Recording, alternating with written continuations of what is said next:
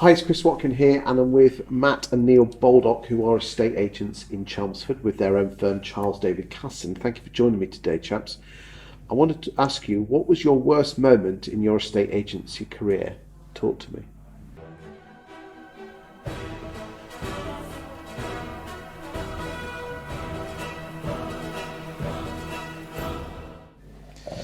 Yeah, probably.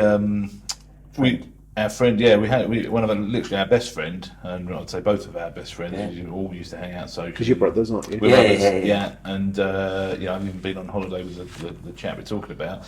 And we had to let him go. We employed him for some time. So you set your agency up. I know you both. You bought into the business. You were a police officer, run a bit of a lettings agency, and then you bought your business partners out. That's right. And so you've been going for a number of years. You set up in Chelmsford, and you decided to employ your friend in 2014. Is that about right? About right. So basically, we were Chelmsford only, if you like, because we had a Hertfordshire operation as well. So we were Chelmsford only, and me and Neil were sole business owners from 2014. A very, very good friend of ours. We used to work in our local pub. So our local pub was like our second home when we were younger. And he went AWOL or us all, had some kind of mental health. Basically, he had bad back, couldn't work in the pub, got let go, and we lost track of him. So for about 6 months, I think probably. Yeah.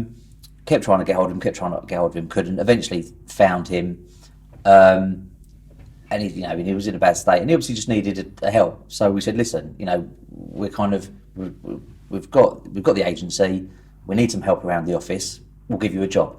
Come. So this was 2014. 2014, come work for us. And how did that start off? Was he appreciative of what you Yeah, did? so he was, he was appreciative. And I say he was our best friend. And for us, because we're brothers, we look at everything. So, I can't trust anybody more in the world than I can trust Neil, and vice versa. And being our best friend, we feel that. And I'm a big fan of loyalty as a core thing. I can teach skills, I can't teach attitude.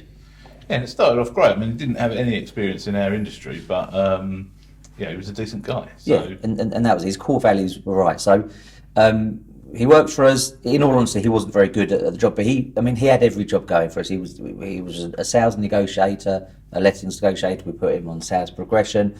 At one point, we made him our PA.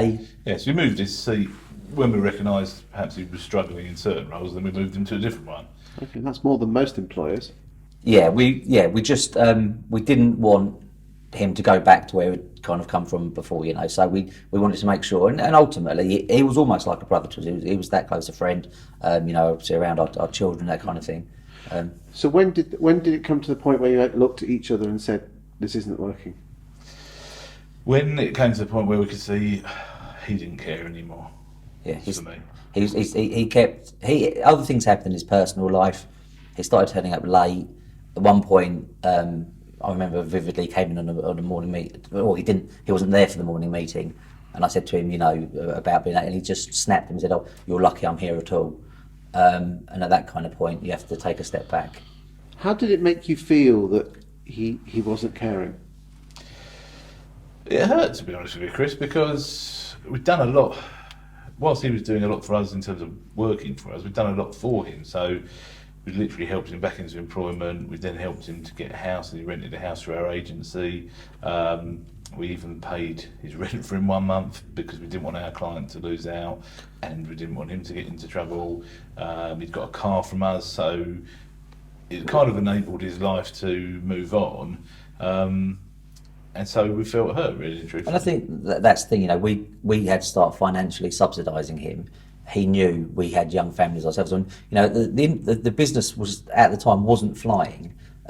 He knew the ins and outs of the financials, and then one day you kind of look at each other and think, well, we can't afford to take a pay rise. We're not giving more money to our kids, but we're subsidising your kind of life. We want to help people out, but you can only help people out if they're going to give back. So who had that fateful conversation with him? Me. Yeah. How did that go? All right. We tried doing it in the best way. We tried. We went through a proper process. We had to, because we're not silly. And you could see the friendship was starting to kind of waver a bit. So we wanted to go through a proper redundancy process with him. You could see he'd kind of given up. I actually phoned 3 different recruitment agents, made telephone appointments for him to speak to them about getting another job. He didn't take any of those appointments. So we said to him, come back to us next week with a plan. What can we do to keep you in employment? Nothing. There's nothing we can do. And he just, at the point we had to have the chat with him, he, as I say, he was more interested in going off. He'd met a girl that he thought was better for him than anything else, and he kind of wanted to go off in that direction. And so on his last day, I don't think he even said bye to me. And that was it. And it's sad because at that point we didn't just lose a member of staff; we lost our best friend. Every New Year's Eve since, so I think we're on about our 3rd or 4th New Year's Eve now. I send him a message and say, "This is ridiculous, New Year," and he hasn't responded. And I'll do it every New Year's Eve, but sadly, That must hurt, mustn't it? Well, it does, yeah. Because I mean, even you get these Facebook reminders pop up and things like that. And I went on holiday with a guy, and so it does hurt, yeah, because you never want to lose a friend over business. Does this mean that you shouldn't employ friends? No, I don't think so. I think it means you can't save everyone. You can help. Is that people. what you've learned? Yeah. Yeah, I mean, I would personally be very careful that if we were to employ someone that we knew personally again, because I've seen how it destroys the personal relationship. But that's not to say, nobody that would be worth employing. But yeah, I would personally think twice about it. But I think you're right. Not everybody. You can't save everybody. Would you say it's the same as employing? Do you employ any family members in your business apart from? I know you're obviously Only the two. No, just each other. Yeah, that's enough. And to be fair, probably once a quarter we need a week away from each other, don't we? Oh yeah, I mean we fall out big style sometimes, but the beauty of our relationship is we get over it quickly as well. So, it could be a blazing row, but 5 minutes later it's sorted.